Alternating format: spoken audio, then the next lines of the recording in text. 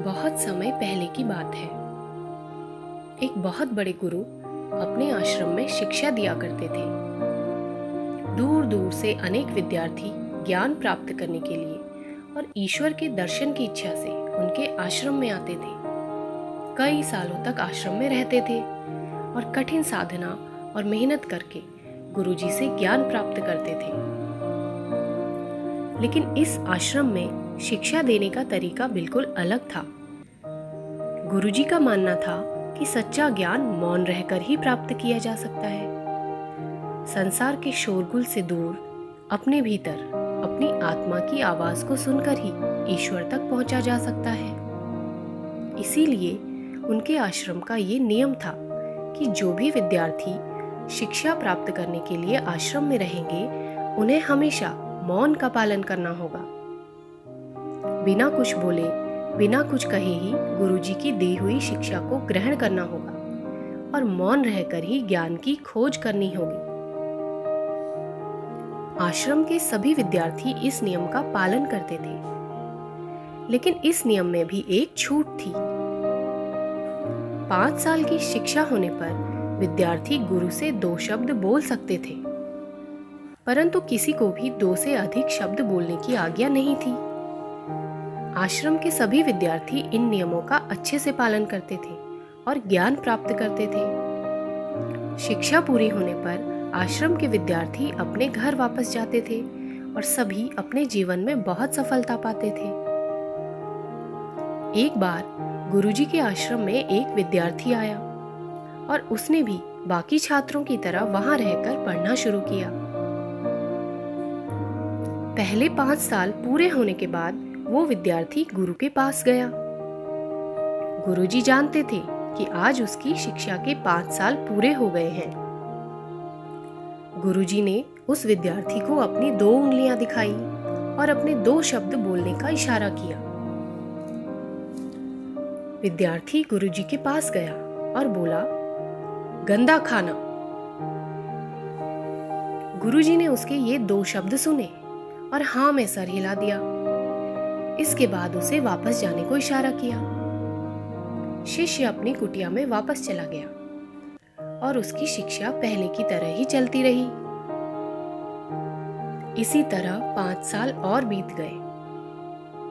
एक बार फिर से वो विद्यार्थी गुरु के सामने आया और अपने 2 शब्द कहने की आज्ञा मांगी।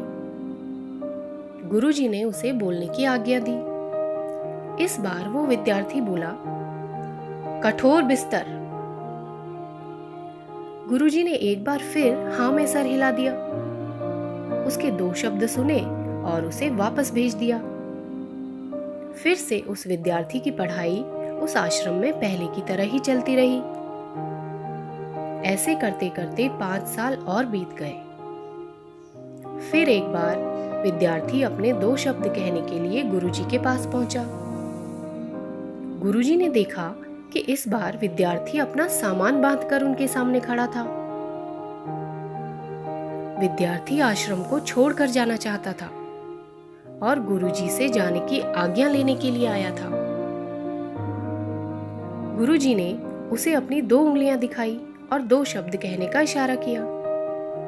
तब शिष्य ने गुरु के सामने हाथ जोड़े और कहा, नहीं होगा। गुरुजी ने कहा, जानता था, और उस विद्यार्थी को आश्रम से चले जाने की आज्ञा दे दी। विद्यार्थी अपनी शिक्षा को आधा छोड़कर ही आश्रम से चला गया। अपने जीवन के 15 साल एक महान ज्ञानी गुरु के आश्रम में बिताने के बाद भी वो ज्ञान प्राप्त ना कर सका। वो जिस अज्ञान को साथ लिए आश्रम में आया था, उसी अज्ञान को साथ लिए आश्रम को छोड़कर चला गया। गुरुजी ने मन ही मन सोचा, जो मनुष्य थोड़ा सा मौका मिलने पर भी जीवन में शिकायत ही करता है, वो ज्ञान और सफलता कैसे प्राप्त कर सकता है। उस विद्यार्थी की तरह दुनिया में कई लोग अपना जीवन शिकायत या कंप्लेन करने में ही बिता देते हैं। जब भी बोलने का मौका मिले, किसी न किसी चीज की कमी बताते रहते हैं और शिकायतों में उलझकर ये भूल जाते हैं कि उनकी अपनी जिंदगी का लक्ष्य यानी गोल क्या है। उनका पूरा समय और एनर्जी बाकी चीज़ों की गलतियां ढूंढने में ही चला जाता है और वे ये भूल जाते हैं कि उन्हें खुद का सुधार करना है, अपना विकास करके अपने जीवन में सफल होना है। उस विद्यार्थी ने अपनी शिक्षा के 5 साल इसी इंतजार में बिता दिए कि उसे 2 शब्द कहने का मौका मिलेगा तो वो आश्रम के गंदे खाने की शिकायत करेगा। यदि वो चाहता तो इतने समय में खुद अच्छा खाना बनाना सीख सकता था, अपने लिए और आश्रम के बाकी लोगों के लिए अच्छा खाना बना सकता था। जो चीजें उसे ठीक नहीं लगती थी उन्हें बदलने की कोशिश कर सकता था। लेकिन सीखने के बजाय अपनी शिक्षा के 15 साल उसने आश्रम की कमियां निकालने में ही गंवा दिए। दोस्तों, हम अपने जीवन में ऐसी गलती ना करें। जिंदगी की हर छोटी छोटी चीज के लिए शिकायत करने में समय ना गंवाएं, बल्कि उन कमियों को ठीक करने की दिशा में काम करें। दूसरों की कमियां ढूंढते ढूंढते हम अपने ही लक्ष्य से ना भटक जाएं। हमेशा अपने गोल पर ध्यान रखें और उसी के लिए मेहनत करें।